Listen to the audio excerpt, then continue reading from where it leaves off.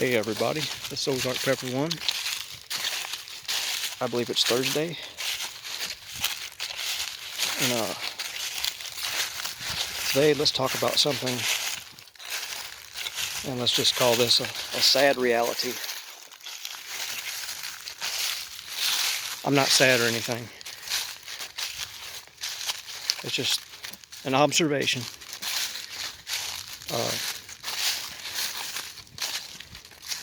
Right now we live in a world where people are more focused on impressing other people, and they have so much envy and jealousy of other people that they search for things in their past. Hopefully they can find something, they want to wreck that person's rise to the top. And I think we've all seen that in our own lives, even with minor things. You may have a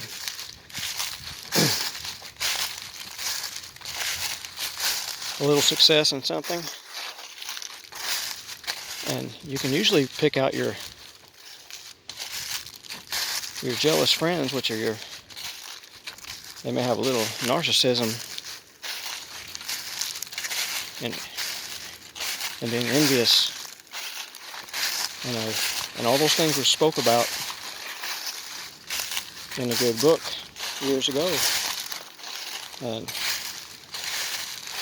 I'm not familiar with all them verses and stuff, but I believe that was Galatians or something, 5:21. Not for sure. You have to check it. But that's what that's talking about when it says envyings, murderers, drunkards, and shall not inherit the kingdom. Adulterers, all that stuff, But we live in a world right now where if you try to do something honest, they're going to go way back. They'll dig way back to your childhood and say, "Oh, I remember one time that person did this." Sure, we've all done something. I've done a lot of crazy stuff when I was young. But that doesn't define who you are 20 years later or 40 years later.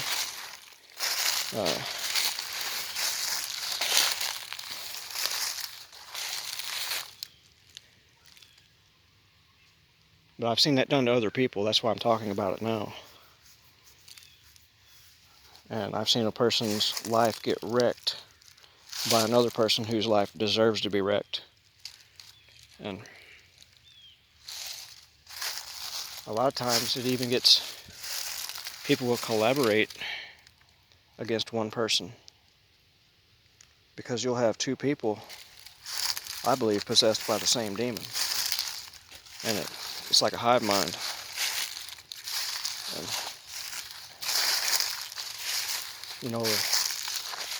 a person that's an atheist, or a person that just doesn't believe nothing. They believe we're just a bunch of mush. They will scoff at what I'm saying right now and say, "Oh, there, he's crazy." But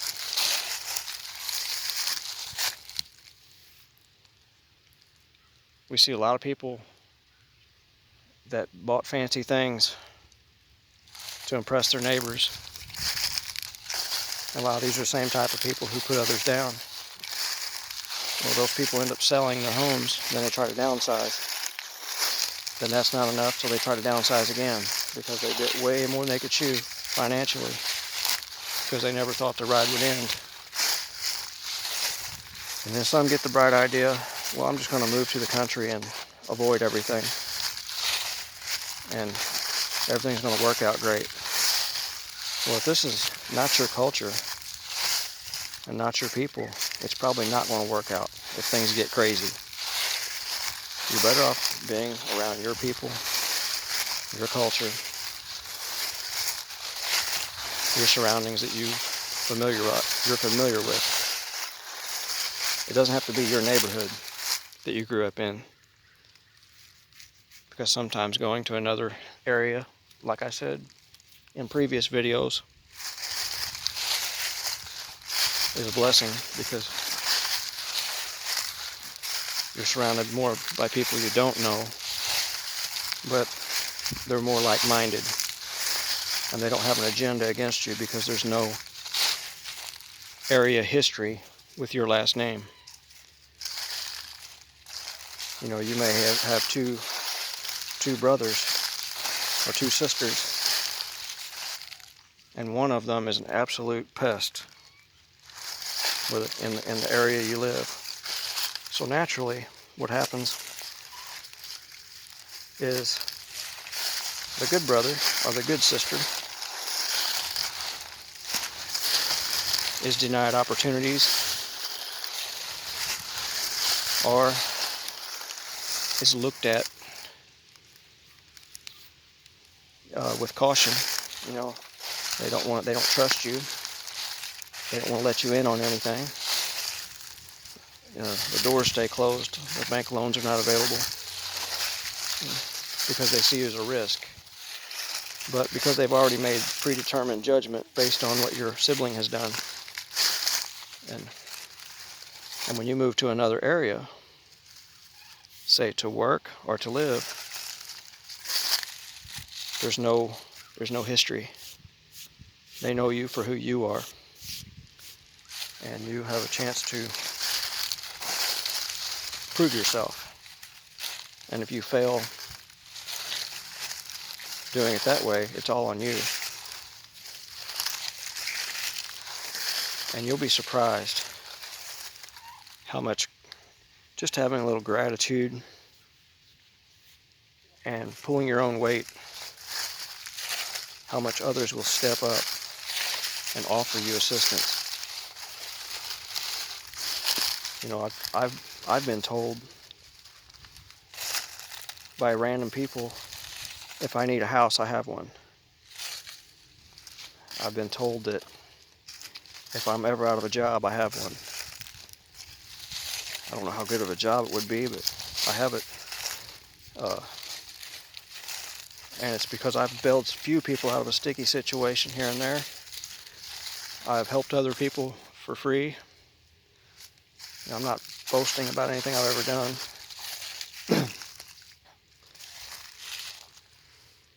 But I've been honorable to other people as far as, you know, I won't go to someone's house. If there's a married couple, I will not go to their house if the husband's not home.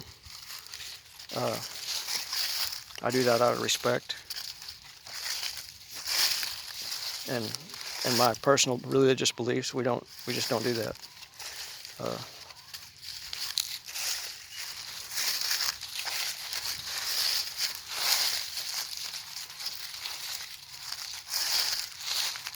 If I have somebody do work for me, I pay them. If I take a vehicle to be worked on, I pay the guy. I don't mess around. And by doing that, and you have a consistency of doing that, doors open up for you, because you've already told those people that you're trustworthy with those actions. You won't get rich, but you'll stay afloat.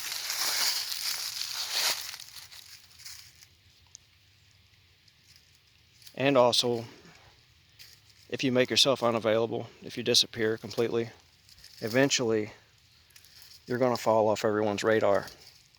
And then if you are in a bad enough rut, no one's going to save you. You got to save yourself. And I see a lot of younger people trying to be entrepreneurs, and they don't have a clue. So they throw multiple ads up on Facebook, and you'll have several different types of businesses, but it's all the same person. And I've seen that many times. And that's people throwing stuff to the wall and hoping it'll stick, that one of them will stick. And you're better off picking a trade that you find interesting, that you enjoy, enjoy.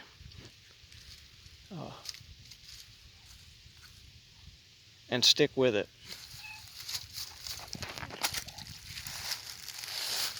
Don't you climb on me.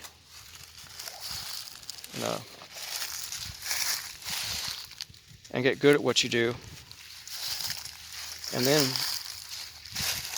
by doing that, you're going to be way ahead of most people that are trying.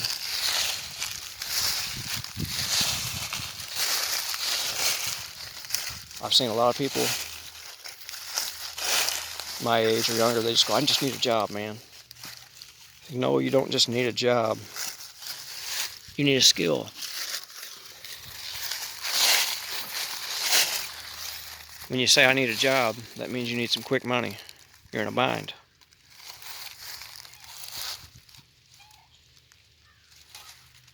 If you gain a skill, the jobs will come to you, because there is actually a shortage of skilled workers in this country.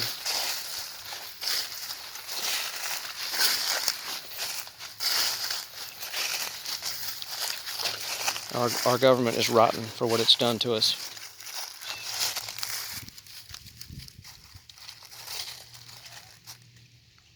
With inflation, and then to stab us in the back with the letting the illegals just flood across the border. They're doing that to keep the wages down, because in supply and demand, that's what supposedly makes our money, value of our currency, value of our labor. Because all basically currency is a measurement of one's labor. So I would learn a skill and get good at it.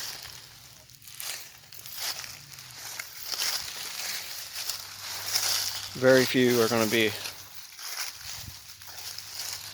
an artist, and very few are going to be baseball players or any of that stuff. That's all bread and circus. That's living in Disney World. That's not reality.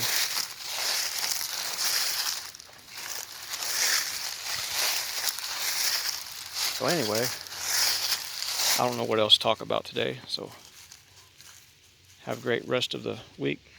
Ozark Prepper 1 out.